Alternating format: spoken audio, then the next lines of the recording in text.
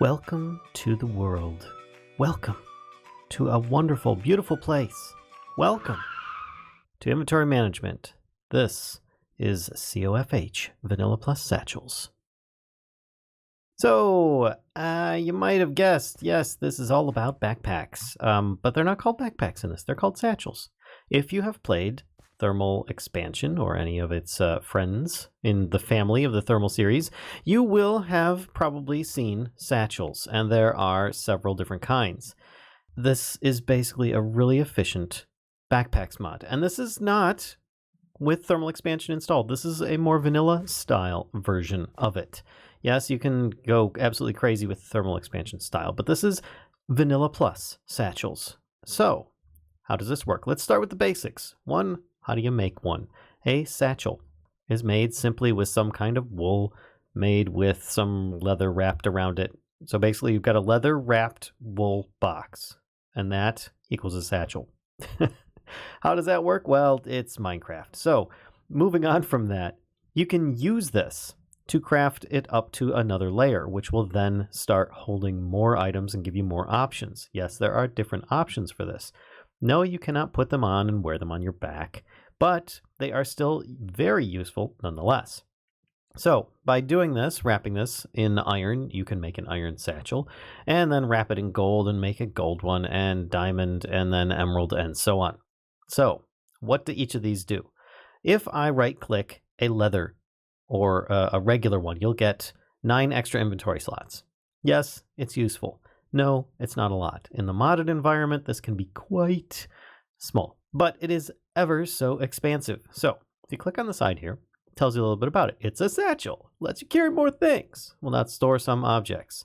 Can be enchanted to increase storage capacity. So when it says it can't store some objects, that means, like other satchels, cannot nest them in there. And there's good reason for that, because you don't want to crash your game, corrupt your data, and lose your world. So it doesn't do that, but it will allow you to store things like, I don't know, I think there's here we go, shulker boxes, for instance. I have in this one, I just switched these two out, I have shulker box in here with items in it. So it does allow some things, just not everything.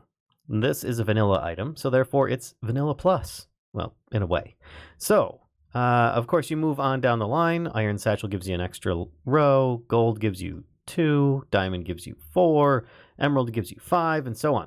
So with this, you can therefore just upgrade your satchels to be really big, but that can be quite expensive. You can further enhance them by enchanting them. So I have a small enchantment room down here that is set up like so.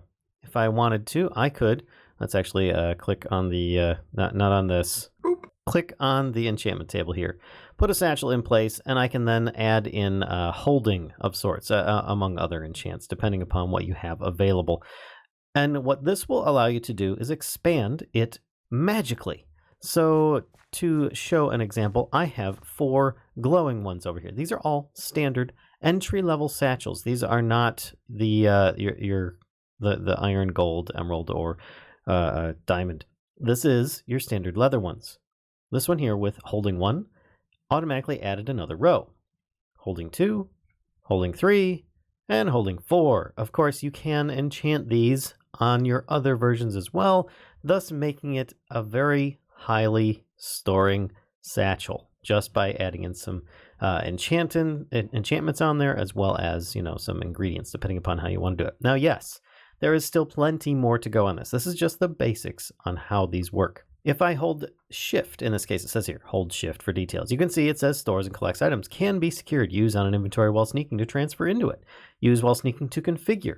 Press V to enable AutoCollect. And it's empty. Now this one over here is not empty. It says Valens Satchel. If I hold shift on there, you can see all of the contents that are in there are listed plainly. So how does this work? Let's grab a regular satchel. If I right click, obviously you get access to the satchel inventory, and you can place things in or out of it. You can also hold sneak, right click, and therefore it will allow you all sorts of interesting options. If you're familiar with thermal mods, then you are probably familiar with this. This will basically allow you to say, do not pick up things like coal or rotten flesh. I do not want these items. They suck. I don't want them in my inventory at all. Go away. but it doesn't actually use the items up. It's just a ghost of the inventory. If you change this to whitelist, it will only pick up things like rotten flesh, or, well, in this case, let's make it gold and wood. These are going to be valuable materials for me because I'm going to be making a golden mansion with wooden support beams, or something like that. But nonetheless, once again, uses ghosting. Now, it does have other options on the sides. You've got OR dictionary, which it by default will not differentiate anything on here.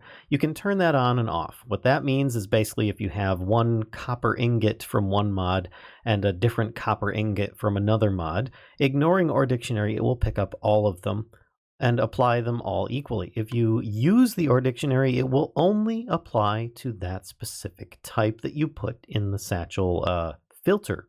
So moving on from that, we have ignore metadata. This applies when talking about damage values. For instance, if I switch these out here, so I've got Valen's Satchel, and I right click here, I have a bow with a damage value and this bow without. It would apply with armor and things of that nature as well. So that is how metadata works. Now, if I were to continue on though, we can go NBT. NBT is going to be a little bit more specific. Therefore, if I have, in this case, a bow with perfect durability, meaning it hasn't been used, it perchance could be used to filter in so that only ones that are undamaged would be able to come in, whereas this would allow those with some kind of durability to work. I guess that's kind of the basics on it. You'll also notice that there is a little lock over here. It says owner, Valen Frostweaver. That's because you can actually customize these satchels a bit further. That's right, they are customizable in much more ways than just enchanting and slapping on some ingots. So, in this case, I am just showing you how these can be useful. Very basic stuff. If I look at my normal satchel here, it is whitelisting sand, dirt, and wood. So therefore, this is going to be a very simple pack that will pick up these items automatically. I will explain that in a moment, but continuing on, we have iron satchel here, and it will pick up all sorts of different stone variants. We've got our gold one, which will pick up all sorts of mob drops. We've got a diamond one, which will pick up all sorts of valuables. And we've got our emerald satchel, will just pick up gold nuggets. Now, I did that specifically. If I check out the diamond one, you see it has gold nuggets as well. So there's a good reason for this. Let's actually check things out. I have in one of these ones some items. Yes, here we go. Let's grab a stack of gold nuggets to add to this. So first, functionality of the satchels. You can walk up to a chest, which if I open it up, it is empty, even while I hold this pack. If I open the pack, you can see there are lots of items in there. So if I sneak right click with the pack, it empties all the items into the chest, as you see there. Now all the items are in here. I open this satchel and it is empty. So therefore you can empty contents into bags very simply, especially if you have them set up with things like this. Then you have a stone chest set up or a stone storage. You can then just shift click into a similarly named storage, and therefore you have emptied out all of those materials. Really, really useful. And this is something else I was wanting to show you, is because I had them on different colors. Wait, colors? That's right. You can actually change these. If I let's take Valen's satchel here and combine it with a bit of red. You notice the bottom looks a little bit more red. Well, if I add a little bit of black, it now is black. You can do this very easily and therefore customize it as you would like it to be. There we go. And now it's reversed and so on. It's just really, really cool, so that if you wanted it to more visually entertain what its contents might be, this would make it, or just to differentiate it from everybody else's satchel when somebody dies and it falls on the ground.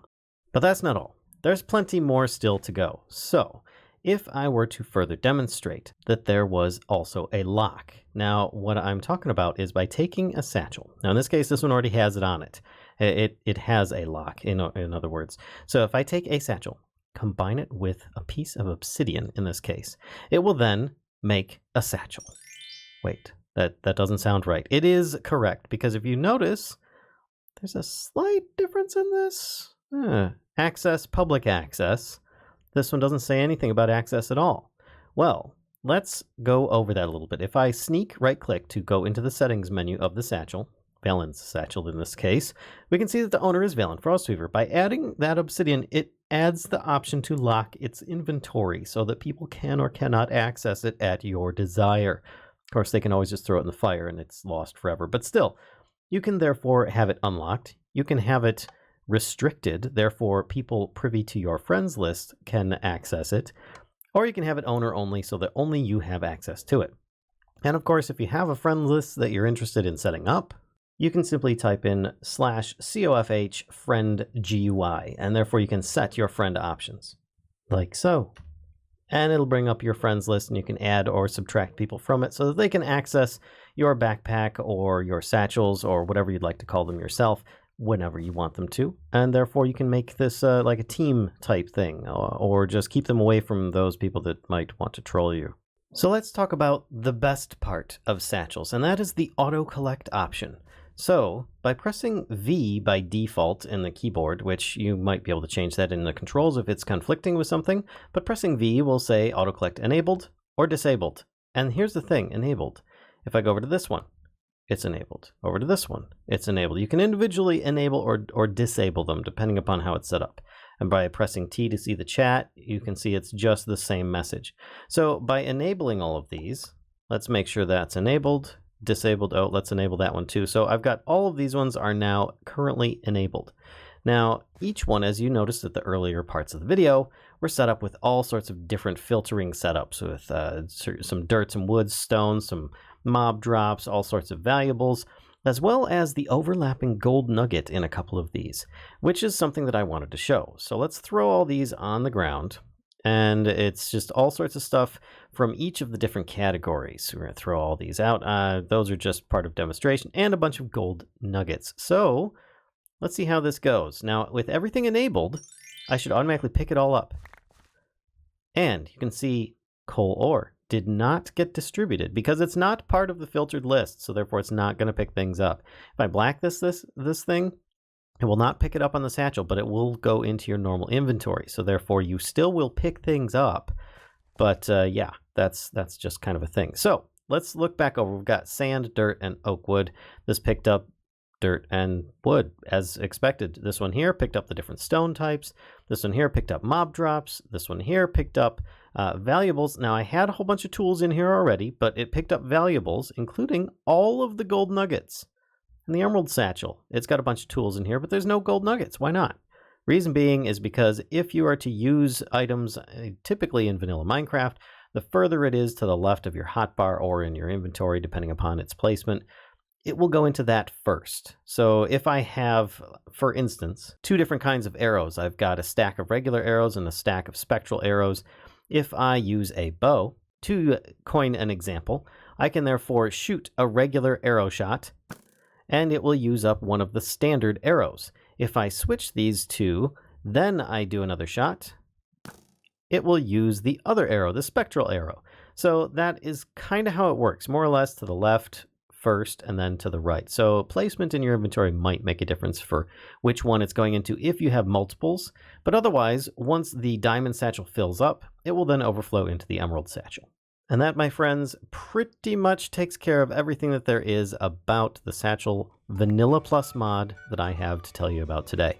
So, I hope you all have a wonderful day and super good adventures. Yes, I said super good adventures. It's really cheesy. But here, take an arrow to the head. Anyway, have a good time. I'll see you guys around next time. Be sure to give a like, comment, subscribe, and as always, spread the mischief to others so that we can continue on with this great bit-by-bit experience. Until next time, folks, I'll see ya. Bye.